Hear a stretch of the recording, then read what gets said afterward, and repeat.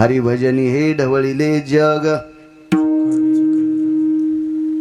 Mobile नव्हता, computer नव्हते, TV नव्हता, तरी महासत्ता असणारा देश अमेरिकेपर्यंत तुकोबारायांनी संप्रदाय नेऊन घातला.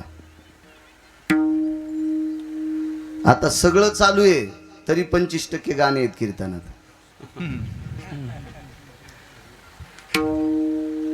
एक जण म्हणे अमेरिकेत संप्रदाय कसा जाईल? तो तितकं वाचिलच नाही सुमळ्या, तुला काय माहिती आहे?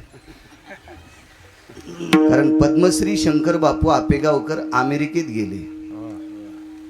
हा तुकोबारायचा पुरुषार्थ आहे जिजा, हा ज्ञानोबारायचा पुरुषार्थ आहे. शंकर बापू आपेगावकर एका काळ्या मातीत लहानशा खेड्यात जन्माला आलेलं वारकरी संप्रदायातलं गोडसरत्न, जिथं अमेरिकेत ज्यांच्या नावाचा जय जयकार केला जातो ते तुकोबारायचा प्रसाद आहे, तो ज्ञानोबारायचा प्रसाद आहे.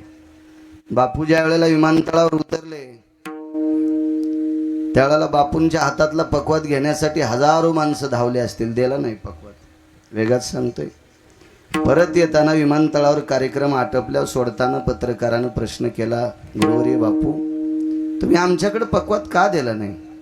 बापूंच्या डोळ्याच्या कडा ओल्या झाल्या आणि विमानतळावर वाक्य वापरलं पत्रकार, दादा अरे आयुष्यभर पकवात खांद्यावर घेतला म्हणून तर अमेरिकेनं मला बोलवलंय.